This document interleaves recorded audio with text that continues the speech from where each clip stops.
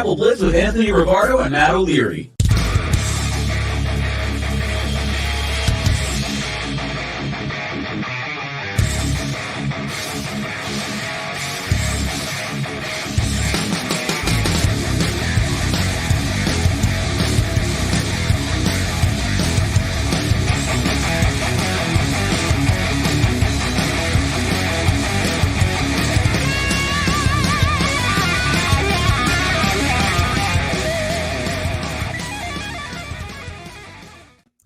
What is going on? Matt O'Leary alongside Anthony Rivardo for another episode of Big Apple Blitz, here to recap a god-awful week 4 for both our teams. Anthony, how's it going, my man?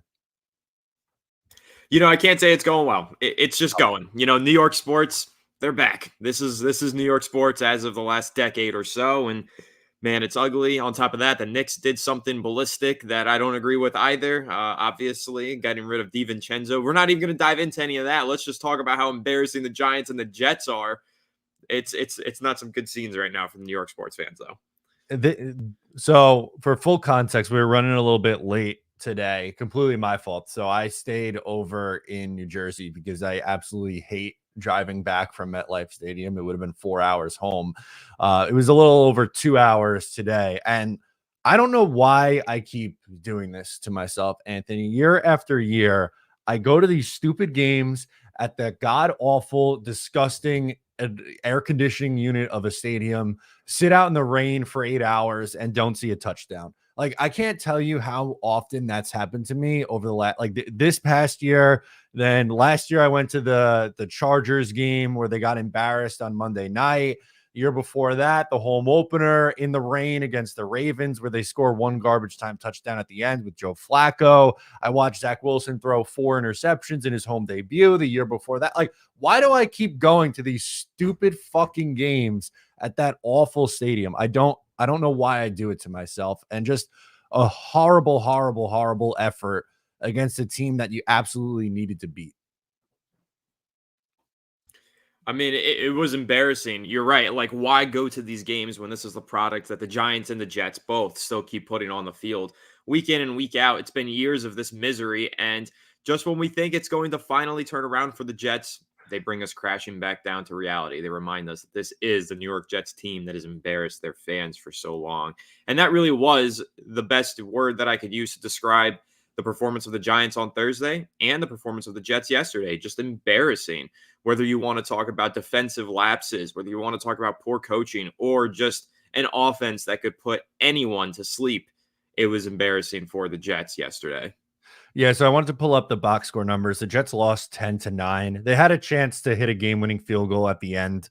Would have been a 12-10 game. As their line sent it wide, which I guess is fitting. One, because they didn't deserve to win that game. They played horrible. But two, he struggled in the preseason. He missed a kick last week and then missed a kick as well this week. But I feel like I'm living in a loop of 2022 and 2023. I mean, this Jets defense, they held a quarterback in Bo Nix to 60 passing yards. He averaged 2.4 yards per attempt. He didn't hit a pass over 10 yards in the first half.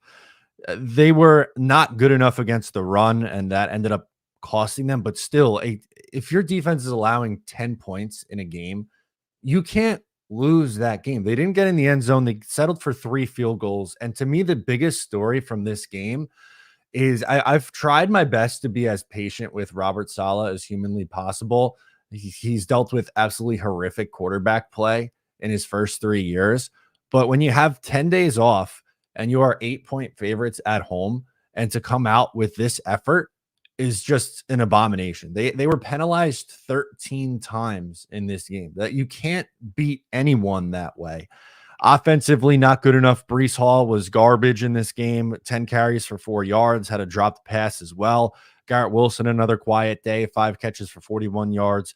Rodgers' stat line wasn't all that great. He was sacked 5 times, threw for 225 yards on 42 attempts. You know, I don't get why you're down on the goal line. You don't give Braylon Allen the ball once. You drafted, a 240-pound running back in the 4th round. You're not going to use him on the 1 yard line to try to punch it in. Instead, you try to get cute and throw a pass to Solomon fucking Thomas. Like, what are we doing here, man? Like, it's just I don't get how unprepared this coaching staff is week after week. Yeah, I don't get it either. And I'm not going to try and sit here and be like, hey, I was right, or pat myself on the shoulder, because this isn't something I'm happy about. But I will just say, all offseason long, we talked about the talent across this roster and how this team just has players and stars all over the place. But the one question mark that I continue to have was the coaching staff. Can they maximize this talent? Can they utilize it properly? Or will they make stupid decisions and mistakes that cost them games?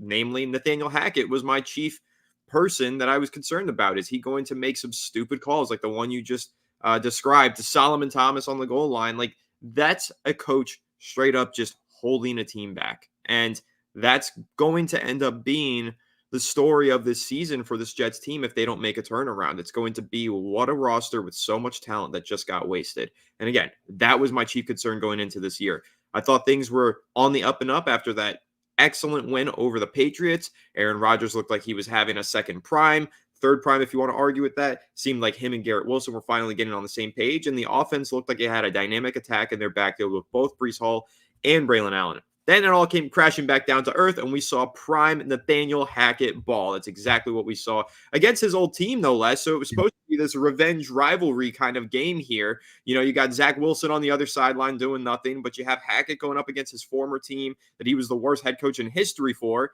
and he just falls flat on his face and shows everybody why he got fired from that job so quickly. So it's just an overall embarrassing display from Hackett and the Jets offense, and that's really who I give primary blame to. I give him the ownership of this loss more so than anybody, because like you said, the Jets, they held Bo Nix and the Broncos offense in check. They should have been able to win that game, but when your offense turns in a performance like that and some of those decisions that Hackett was making result the way that they do, who else can you blame except for the offensive coordinator? Yeah, he has no idea how to use this personnel, and it's so annoying and so frustrating. Again, like, they kept trying to run Breece Hall, and it was clearly not his day, as he averaged under a yard per carry. But Braylon Allen averaged over 4 yards a carry, 8 carries for 34 yards. Not that it's like some stellar performance, but they were unable to move the ball in the first half. And again, like, you have a beautiful opportunity. You're down on the goal line, and you run with Breece Hall twice for no gain. Then you have a rollout to Solomon Thomas, which shockingly doesn't work. And then guess what? A penalty backs you all. They were going to go for it on fourth down, and then a pre-snap penalty. The number of pre-snap penalties in this game is just another thing that stands out. And you can't win in the NFL with those kinds of issues. I don't care. It doesn't matter who you're playing. It doesn't matter if the opposing quarterback throws for 60 yards in the game. You're still going to lose. And that's exactly what happened yesterday. And this has been an issue for Robert Saleh his entire tenure here. We were getting quotes in 2021 when they were, one of the more penalized teams. And it's, it's something that we got to figure out. These pre-snap penalties, shooting ourselves in the foot. This is year 4 of this same thing. And it's not the same roster. Like, you could say in 2021 that team was not good enough. They were not talented enough to be competitive. But the talent that's been introduced to this team over the last 2 or 3 years, they should be better than this. Like, I don't know where else the blame can go other than the coach for not holding these guys accountable, and this still being an issue for this team all these years later. Yeah, and it's like you said, with the overchanging of the roster, more experienced quarterback under center, who do you blame? And we're also now through 4 weeks of the season. We're past the point where we can use the preseason as an excuse, right? The lack of playing time to the starters. That was something that we brought up through the first couple of games of the season, said this team looks really rusty and sloppy. Maybe they should have played more in the preseason. Well, now it's 4 weeks. Not an excuse anymore. The preseason is 3 weeks as it is. In the past, it used to be 4 weeks. So by now, everything should be ironed out, and this team should be hitting its stride, and it should be not, it shouldn't be shooting itself in the foot anymore, and it still is. So why is that the case? Who is to blame? Again, I think you have to stare at the coaching staff and hand them the majority of this blame. But at the same time, I also think that we're seeing a shocking lack of chemistry between Rodgers and some of his playmakers. It seems like there are many times where he wants to throw the back shoulder fade, and these receivers are just running go balls and they're not even turning around and seeing the ball come in. There just seems to be something lacking in the communication department. I think that's affecting the pre-snap. I think that's affecting the post-snap and everything in between and surrounding. So I don't know exactly what the solution is there, but something has to get ironed out within the communication of the offense as well. Yeah, the you're 100% spot on. It's scary that at this point still Rodgers and Garrett Wilson aren't on the same page. There's a huge play in the game, I believe it was a third down, where Rodgers threw the ball up the seam and Garrett just didn't turn around for it. And then the next play on fourth down. Now, granted, we'll go back to the play calling here. Why you're running essentially a back shoulder fade to a 5'8" wide receiver in Xavier Gibson on 4th and 10 makes absolutely zero sense. But that was the play. And then he also doesn't turn around. So it was back-to-back plays in major key spots where major questions with, one, the personnel that's out there and on the field, but then two, like, why is that the look? Why is that the call? There were so many opportunities. Again, like I mentioned the down on the goal line and how frustrating that was. Like, a play action leak to Solomon Thomas on 3rd and goal from the 1 is a fireable offense. But then there's other points where you're 3rd and 2 and you're running out of the shotgun and, not completing a pass when you have Braylon Allen, who is picking up, 4+ yards a pop here. Again, like, I don't if you wanted to draft a bigger running back and use a compliment to Breece Hall in that way, like, is that not the perfect spot to utilize a guy like that? I know I probably sound like I'm beating a dead horse here, but it's not computing to me. I don't know how else to express the frustration there. No, the frustration is completely justified. And, it's not beating a dead horse. It's just making a good point and making it well. And I think that, the point of that final drive, listen, I get that Aaron Rodgers' calling card throughout his entire NFL career has been his arm talent and his ability to make these throws and put the ball perfectly where it's supposed to be on these back shoulders. Like, nobody has done that better than him. Maybe in the history of the NFL, he's that good at throwing these back shoulder fades. But when you're down to a must-have it 3rd down or a 4th down, like, you got to pick up the first. How can that be the call? Because even if you're talking about Rodgers throwing these back shoulder fades and how great he's been throughout the last 2 decades doing so, we are still talking about 50-50 chance balls. We're talking about low probability completions that you're asking your quarterback to pull a rabbit out of the hat to make. That's just bad coaching. That's bad play calling. You got to, like, on that 3rd down, that it's 4 down territory. Why don't you just run it up the middle with Braylon Allen, make it a 4th and 6? And then all you have to do is pretty much run, if you want to run all curls, or if you just want to run a drag route across the middle and let Garrett Wilson fall forward for 3 yards after making a 3-yard reception. There's so many ways that you could come up with 2 plays to pick up 10 yards rather than just throwing 2 back shoulder fades on back-to-back plays. Again, it's just such a low probability and low chance throws. It's just, no matter how great of a receiver you have in Garrett Wilson and how legendary and Hall of Fame level of a quarterback you have in Aaron Rodgers, who made his career making those are low percentage throws. You don't bank on those in those types of situations, no matter what kind of personnel you have making those plays. So I just think ridiculous stuff from Nathaniel Hackett. No, and I'm not disagreeing with you, by the way, on the play call, but if you're going to do it, what about Mike Williams? He's made a living making those back shoulder throws or catches rather on the sideline. He had one earlier in the game too. Like, and again, that would not have been my preference, but at least he makes a little bit more sense in that spot other than your 5'8" slot receiver that you lined up outside for some reason, who's stunk so far this year. Just truly an embarrassing effort. And now I'm sure we'll get more into it on Thursday, but this game against the Vikings is huge for the Jets now coming up because they can't lose this game and drop to 2-3. But the Vikings have looked like an absolute juggernaut. So the Jets go from, hey, maybe we can be 3-1 and be like, depending on what happened in the night game, which Bills end up getting their doors blown off. They could have been tied for first place in the division, but instead now you're sitting at 2-2 with 3 incredibly difficult games coming up against the Vikings, the Bills, and the Steelers. I don't know. Vibes just completely like flipped overnight. It feels like, Anthony. We went from, riding high off a big win against a division rival, the New England Patriots, in a game that, they were clearly the better team, well prepared, good game plan. And then just 10 days later come out absolutely flat against a horrific Denver Broncos offense.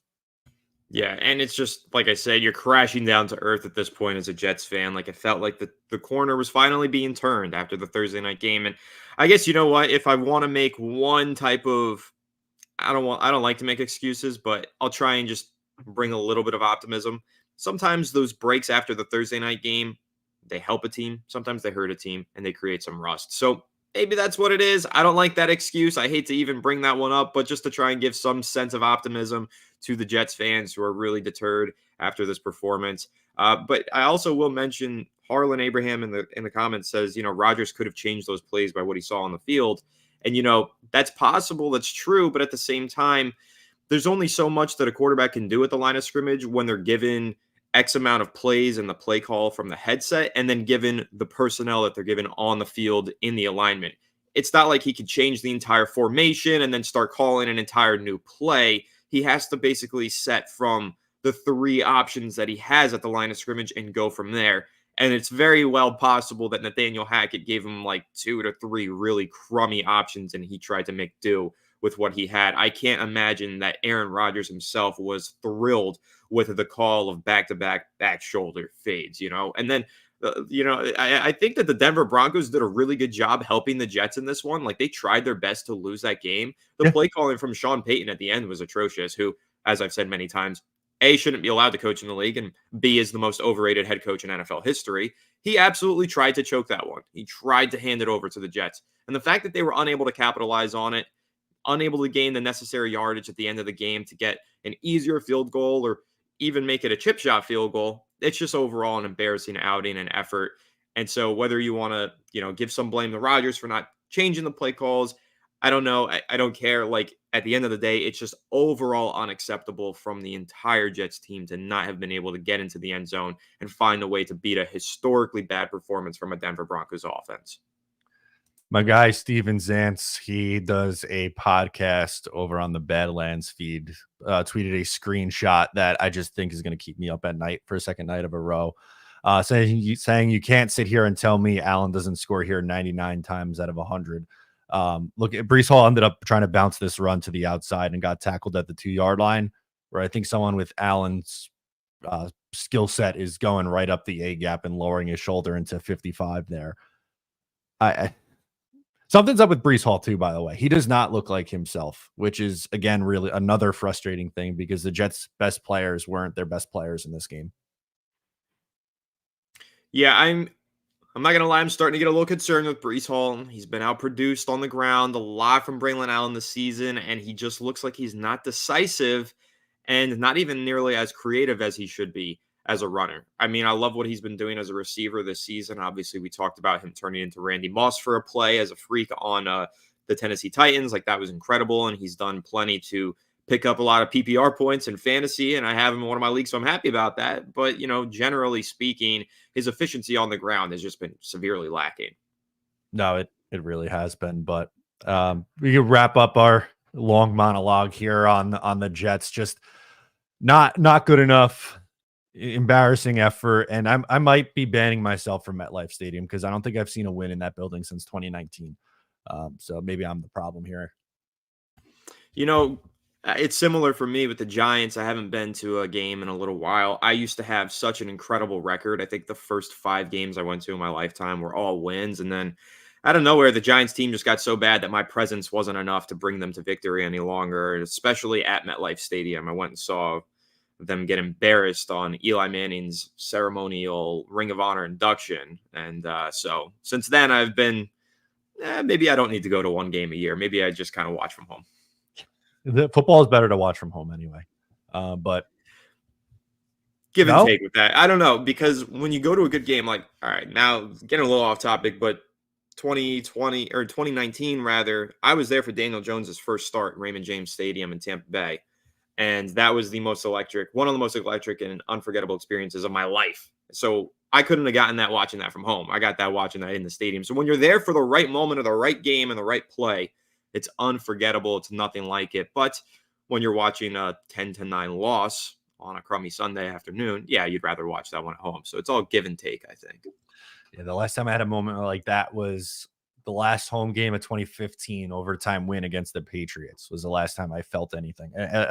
Since then, it's just been either meaningless wins against the Bills like the final week of the year or losses. So that's where I'm at right now. So down bad, down really bad. I think I'm joining you this week because I know you're down on your New York Giants. Unfortunately, they fall to the Dallas Cowboys on Thursday night, 20-15. I think for me, my takeaway is defense did a pretty good job in this game, especially in the second half. They only allowed 6 points in the second half of this game. But for whatever reason, the New York Giants' inability to get the ball into the end zone needs to be studied in a lab because I don't know how this continues to be a thing for this team. The immediate hot take that I'm just going to drop on the show, again, that I probably don't drop on Fireside Giants, is Tyrod Taylor wins this game for the New York Giants. Like, absolutely unequivocally. He hits at least one of those deep passes that turns into a touchdown, and the Giants end up winning the game. You're right. The defense did more than enough. It played well. Tyrod Taylor hits one of those deep passes. Giants win. So Daniel Jones, 29 of 40, 281 yards, 7 touchdowns. Pick on that was the final play of the game, right? The Hail Mary, it doesn't matter. 81.4 rating. Here's the issue: good but not great. Well, not good enough maybe is the better way of putting it. And that's been my catchphrase all throughout the offseason on both Fireside Giants and Big Apple Blitz. I keep saying it's no longer good enough for Daniel Jones to be good enough. When he is good enough, he gets passes from the fan base and he gets credit for playing well, but the Giants don't win any fucking football games. So why do we settle for good enough? If he's not playing at a great level and the Giants aren't winning, why the fuck do we keep putting him on the field? Why did we ignore the backup quarterback position and just sign Drew Lock to a 1-year, $5 million contract? Daniel Jones isn't winning these games because he isn't hitting these big shots. He isn't making these big moments happen. Whether you want to give credit to the drops, I understand Slayton dropped a couple balls. I understand Wan'Dale Robinson dropped that ball over the middle that could have extended the game and given the Giants an opportunity to win. And yeah, Neighbors technically dropped the ball that he went unconscious when he hit his head on. I get all these things. It's all true. But at the end of the day, you can't convince me that if you didn't have another quarterback in there that had more accuracy on the deep ball, that the Giants wouldn't have won this game because they had those opportunities. And hell, don't even take it from me. Take it from Tiki Barber. He just went on WFAN a couple days ago, and he made this whole long tangent speech similar to the one that I've been making for months, saying Daniel Jones doesn't have that it factor in the end of the game or in those clutch moments. Therefore, he is not that guy. If Tiki Barber is finally coming out and saying that, knowing the friendship that he literally has with Daniel Jones, and he's willing to go on the air, live on the radio and say those things, why is it not enough for Giants fans to be convinced yet that Daniel Jones simply does not have the juice and is not a franchise quarterback? Yeah, I tend to agree with you there on that one. It's the excuses just keep piling up for him. It's, there was some okay moments in this game, but just not enough to win it for you. And what also really didn't help is the run game was non-existent. As a team, 24 carries for 26 yards, average 1.1 yards per attempt against an absolutely horrendous run defense, by the way. Like that if you're going up against one of the elite teams, like that's still not good enough. But the Cowboys have been gashed in the run game each of their first 3 games. And then the Giants run the ball 24 times and can't do anything on the ground. Like what happened there? Why do you think that was the case? I really struggle to determine what the hell happened with this Giants running offense. I really don't understand because it's looked good week to week. Now, it hasn't been explosive. It hasn't been dominant. It hasn't been excellent, but it's looked good, and Singletary has had some really great moments. Nobody got going. And I'll say I think Singletary does deserve a pretty fair portion of the blame. He was dancing around in the backfield a lot, breaking runs outside that clearly were designed to go through the interior and missing some holes. He wasn't great. He had a poor performance, but on top of that, I don't know. It just didn't come to fruition for the Giants. They were forced to rely on Malik Neighbors in this passing attack all game long. I don't know if it was necessarily play calling. I don't think the blocking was anything to write home about either. I think the offensive line struggled in this one from a run blocking standpoint while overall being solid in pass pro. But something needs to be figured out. And I don't want to point to play calling, though. It's very easy to say, okay, well, the offense struggled. The running game didn't get going. The play calling wasn't good. It's easy to take that line of thinking and run with it. But honestly, I'm not going to go there. I think that the play calling was arguably perfect from Brian Dable throughout this game. Like, he put Daniel Jones in a lot of easy positions to succeed. He put his wide receivers in moments where they were just one-on-one with cornerbacks and no safety help and got wide open. He did everything that he could to get this offense to generate some yardage and create explosive plays, and somehow they still didn't wind up in the end zone. So whether you want to blame Singletary and his dancing around in the backfield, whether you want to blame the offensive line or the quarterback, I think really at the end of the day, the game plan was create a game plan where we can hit 1 to 2 explosive plays to change the outcome of the game. You just have to make sure that you hit on those explosive plays, and the Giants just failed to hit on them. That's the problem with this Giants team. Even if Dable gets deep in his bag and coaches up a masterful offensive game plan, the margin for error is so thin with this Giants team because A, they don't have nearly enough talent to stack up with a Dallas team or even a Washington team anymore. They've added a bunch of talent. They don't have the talent to stack up and make those 1 to 2 costly errors and still win. And they also don't have the quarterback that's decisive enough in those clutch moments. So at the end of the day, again, it's tough to pinpoint where exactly the rushing attack went wrong, but I just don't think the rushing attack was necessarily the game plan after the second half. I think they realized it wasn't working. Now it's just about hitting 1 to 2 explosive plays, and that's enough to win. You just have to capitalize on those opportunities. What do you make of the targets to Malik Neighbors? I feel like that's been a big discussion point online the last few days. Is that they are like the entire offense is essentially Malik Neighbors. I think the kid is awesome. 12 catches, 115 yards. He was stellar again for the New York Giants. I already think he's cementing himself as a top 10 receiver in this league who has just an absolutely incredibly high ceiling. But are they almost too focused on him in a way, or do you like that they are going to him early and often?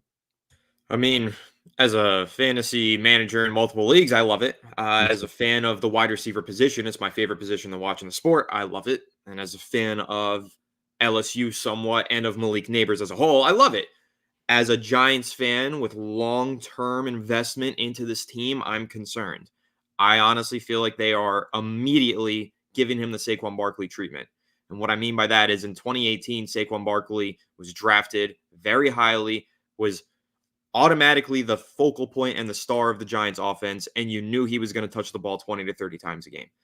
You can't give a wide receiver that same treatment. Honestly, you just can't. And you really can't give a running back that treatment either, because look at what happened to Saquon Barkley by his second season with season-ending injuries and injuries galore for the next 3 years. It just takes a toll on the body when you get that many targets, run that many routes, and get hit that many times. And somebody made that argument against me because I did complain about the workload for Malik Neighbors. I said it's too much and they're going to run him into the ground on social media. Someone responded and said he's going to run the same amount of routes anyway. You can't be upset with them for having him get the ball that much. And I'm like, well, running routes and then catching the ball, running routes, getting hit in one play is completely different from just running routes. So I don't know how that's getting lost in translation with Giants fans. But the point here being, Neighbors was clearly gassed by the end of that game. I thought that he clearly looked gassed by the end of the Washington game as well. And I thought there were moments in the fourth quarter of the Cleveland game where he looked gassed. So it's not just about the fact that he's running a bunch of routes. It's about the fact that the Giants are just force feeding him the ball and giving him more opportunities to get injured. Anybody can get injured on any play. Rodgers got injured on a routine play 4 snaps into last season. We've seen players go down in the preseason and never come back. We've seen players get hurt on a Wednesday at practice and never come back. I understand that, and you can't play scared. That was the argument that I made for playing Malik Neighbors in the preseason. However, it's also undeniable that the larger workload you give to a player, the more opportunities you give them to get hit and to get injured, the more likely they are to end up resulting in an injury. So I am worried about it. I love Neighbors, keep running the offense through him, but there is a point to, maybe kind of dial it back at some point. Yeah, because the point that was brought up to you that he's going to run the same amount of routes anyway, but the hits that he's going to take, and it feels like he's taken a beating a couple of times already. He's taken some big hits, and there's a fine line between playing scared and also overdoing it. And like Neighbors is awesome, where I think even if teams plan to double him or put a Patrick Surtain or Sauce Gardner level corner, let's say, on him and try to take him out of the game, he's still going to be able to get enough to be involved because that's just how talented he is. But I do think the Giants need to be a little bit more creative with some of their other guys. Although Wan'Dale Robinson had a lot of targets in this game as well. He had 14, 11 catches for 71 yards, but kind of felt like everything was underneath. I mean, his longest play of the game was 11 yards. So that was pretty much just him being a factor in the short game. And that's really all Wan'Dale Robinson is, unfortunately. Like, I'm a big fan of his, and I think he's got great game, and he's a really good run after the catch weapon. All those things true, but he's just not much of a factor downfield. And unfortunately, and again, this is where things tie into Daniel Jones. Listen, Daniel Jones can get his 80 PFF grades. He can have his 75 completion percentage. I don't give a shit, because if you actually watch the game, a lot of these completions are late and behind the receivers. So yeah, Wan'Dale Robinson ended up with 14 targets and a whole bunch of receptions. But like you said, only a long of 11. Okay, how does that happen? How do you get the ball that many times and you only have an 11-yard pickup? Well, it's because he's wide open in the flat waiting for the ball, or he's wide open in the flat and the ball comes in behind him and he gets tackled as a result. You can make these completions as Daniel Jones, boost your numbers, but they're not accurate completions. They're just completions. And if they were more accurate, you're talking about yards after the catch, turning upfield and gaining first downs and creating explosive plays. Because an explosive offense doesn't just mean connecting on 40-yard bombs downfield. An explosive offense also means hitting your receiver in stride so that they can create run after the catch opportunities, like the Giants did in their Week 3 win over the Cleveland Browns. They won that game because Daniel Jones was actually hitting Malik Nabers in stride, and he was creating yards after the catch. They lost this past game because the balls were behind Malik Nabers and Wan'Dale Robinson, so they could not create yards after the catch and were tackled well short of the sticks. There's so much nuance to playing quarterback that I don't care about the EPA stats and the PFF stats. Watch the game film and see where these passes are being placed and how it's holding the players back at the end of the day. So, yeah, I like Robinson. I think he's a great player. It's just, unfortunately, I don't think even Malik Nabers, with how many yards he's put up and targets, receptions, all that, there's so much meat being left on the bone for both of those players. They should have more yards. They should have more touchdowns. There should be so much more going in their favor, but they're being held back. And you can't just blame coaching at the end of the day every single time. You finally have to start looking past the PFF 80 overall grade and look at the film and see what the quarterback is doing to handcuff his players. So Giants are 1-3 after this game. Obviously, Thursday will be more of a preview for this upcoming week, but something we've discussed a lot, and especially over this past summer, is what kind of leash does Daniel Jones have? And I don't think right this second feels like a time where they would pull the plug on it, but if they drop another game and are sitting at 1-4, like how long does this go? I guess is my question I'm trying to pitch to you here.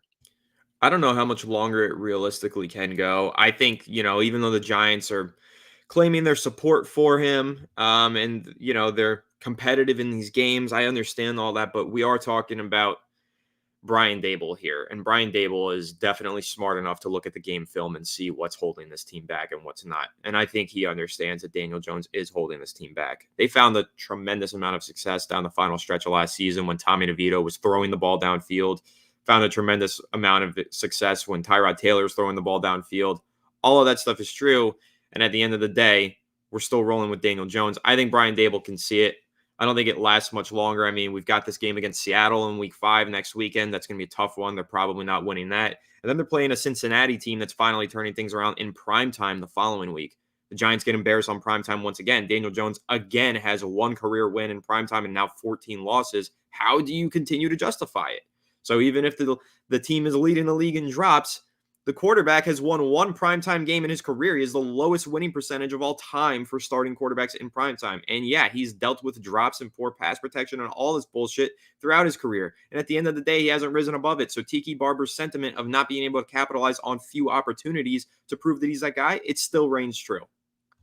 Yeah, I understand what NYC is saying here. Obviously, drops do play a factor, but that's not the entire story. And also, like, what about the number of misses that he's had deep down the field? I forget who tweeted it out, but early on in his career, in like Daniel Jones's rookie year, it felt like he was taking advantage of, pushing the ball down the field a little bit more. And, maybe it's coaching trying to get him to stop turning the ball over as much. Maybe it's the injuries and just not being able to get back to the same point after all the injuries and not having, the deep ball in his arsenal anymore. But it feels like a drastic change from his first year or two in the league with how he was able to push the ball down the field. And now it's like he just physically can't do it. We're not seeing him do it with any sort of consistency, missing guys deep constantly. Do you have a feel for like what you think the cause of that is, or just any thoughts on that? It's a few things on what I think is causing it, but I want to more just give my thoughts on the comment because, okay, whether they're dropping the passes or not, we're talking about a quarterback that is 3 for 15 when throwing the ball 20 plus yards downfield with one drop on those types of throws. So even if that ball was caught, he's then 4 of 15 throwing 20 plus yards downfield. Is that all that much better? Is that like acceptable numbers going from 20% to what would that be, 25 to 30% completion rate? That's still god awful. The drops don't change that. He's still not hitting the deep balls. And those plays, again, are so decisive when you have a team that's playing from behind and the margin for error is that thin. You have to hit them. We're also talking about these drops. It's not like these players are running wide open and the ball's in the breadbasket and they're dropping them. One of these drops that you're referencing is Darius Slayton running a comeback route and having to dive and extend horizontally to bring in a pass. It hits him in the chest and he drops it. That's not exactly an easy catch, but it could have been with a more accurate throw. You're right. Dak didn't throw the ball downfield and he still won the game. You don't always have to throw the ball downfield. That's not the point. The Giants need to hit more explosive plays, whether we're talking accurate passes underneath to create yards after the catch, or we're talking about those decisive 20-plus yard throws. They're not the end-all be-all. You don't have to have a high-flying, deep passing attack to win games. But when you have opportunities to make plays, whether they're short or downfield, you have to maximize. And he isn't. He is missing the key opportunities. I don't know why that's so hard for some fans to understand. It's not just about throwing the ball downfield. It's just about hitting the balls that are there for you to hit. And again, some of these drops are a result of the balls being behind the receiver. I get it. Everybody says the ball hit the receiver in the hands. You have to catch it if it hits you in the hands. Sure, of course, that's true. But we are talking about bad throws that still need to be caught, not accurate throws that are perfectly in the breadbasket. Name me one. I don't remember that one was perfectly in the breadbasket that got dropped in that game against Dallas. I remember a couple of really challenging catches that didn't get completed. That's how I feel about it. And listen, if you want to disagree, fine. Everybody's entitled to their opinion, but don't even take it from just me. Go listen to Tiki Barber. Go listen to Colin Cowherd, all these guys that get paid millions of dollars to analyze the game and have opinions on it. Go listen to them. They feel the same way as me. Everybody's starting to feel this way except for a small number of Giants fans that want to defend this guy simply because he wears a Giants helmet. It's ridiculous. He's not delivering, and I don't know why the Giants are so reliant on him and so insistent on keeping him in the starting lineup. The bringing up Dak here is, I think, a really poor comparison because in this game, yes, he didn't push the ball down the field at all, but on the year, on passes 20 plus yards down the field, 6 completions on 17 attempts, 167 yards, and 2 touchdowns. For Daniel Jones, on the same numbers, he is 3 completions on 15 attempts for a 20% completion percentage, 92 yards, no touchdowns, and an interception. So, like, I don't think it's a comparison. And developing it further, if you want to look at the big time throws versus turnover worthy throws, he's hit 2 big time throws down 20 plus yards. He hasn't hit any in any of the other ranges, and he has a turnover worthy throw in 10 to 18 to 0 to 9 and 2 on those 20 plus yard throws.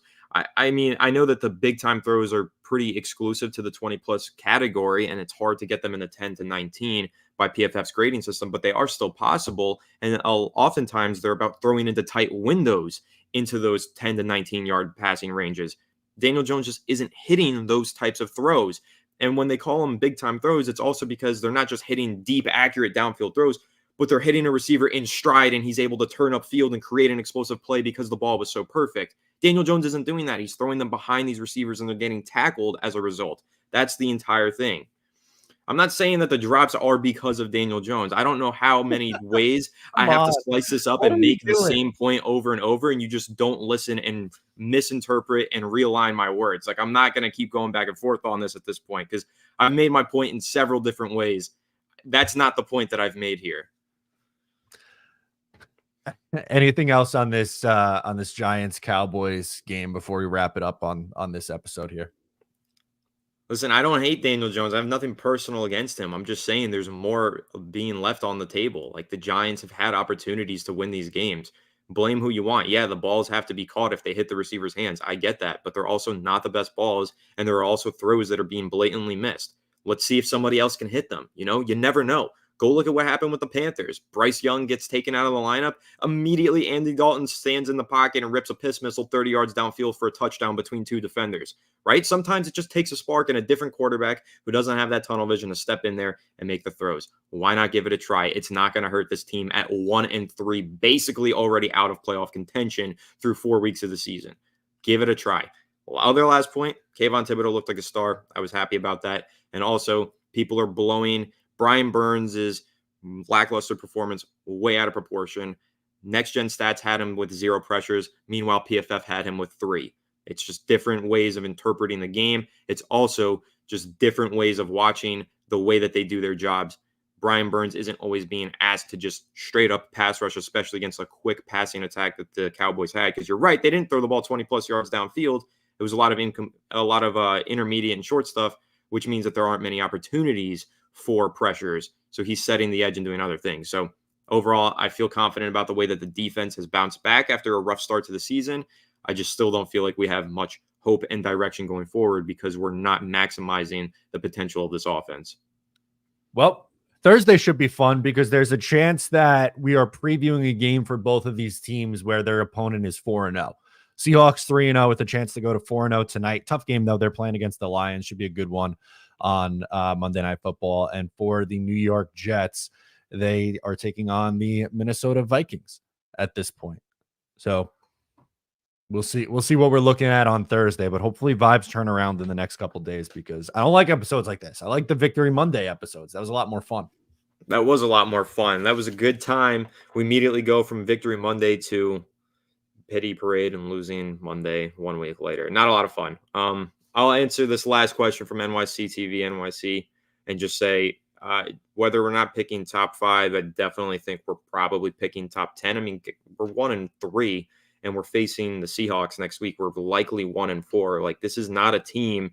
You don't win 1 in your first 5 and actually end up becoming a playoff team. It doesn't happen in this league. Like, it's just tough. And especially considering the way that bad games compound and stack on top of each other and things can snowball. I don't know if we're picking top 5. I think pretty confidently we're probably picking top 10, but that's not because I'm hoping for us to be picking top 10. I think that needs to be made clear because it seems like you feel like I have some vendetta against Daniel Jones and want to see this guy fail. I don't. All offseason, I said that I hope he proves me wrong and I want him to make sure that the contract is worth, paying. Like, I want this team to turn it around and make the playoffs. I'm just frustrated by the direction and the losing years after years of a first month of the season being a waste. So, yeah, we're probably picking top 5 or 10, and hopefully we're not, though. I hope that he turns it around somehow. Yeah, right now, if the season ended today, the Giants would have the 9th pick. There's a chance they end up picking top 5. I don't know if it's a lock. I feel, unfortunately, pretty confident saying that I think they're going to end up being in the top 10. But I don't think it's like it would be some crazy hot take if you thought that they were picking in the top 5 of this draft.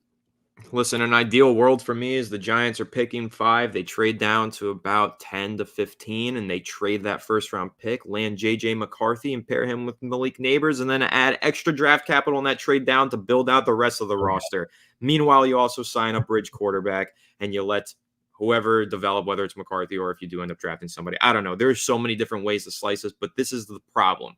We are on September 30th, and we are talking about who the Giants may or may not draft or trade for in the offseason. So whether you think Daniel Jones is at fault for these drops or not, the Giants aren't producing wins with him under center. We're already having this conversation. That right there is the problem. So at the end of the day, I just really wish I was talking about winning Giants football and wasn't talking about the first-round picks or the trades that the Giants could make. I just want to see this team win. So hopefully they get a sleeper or an underdog win next week against the Seahawks, and we are able to have a victory Monday. I pray to God.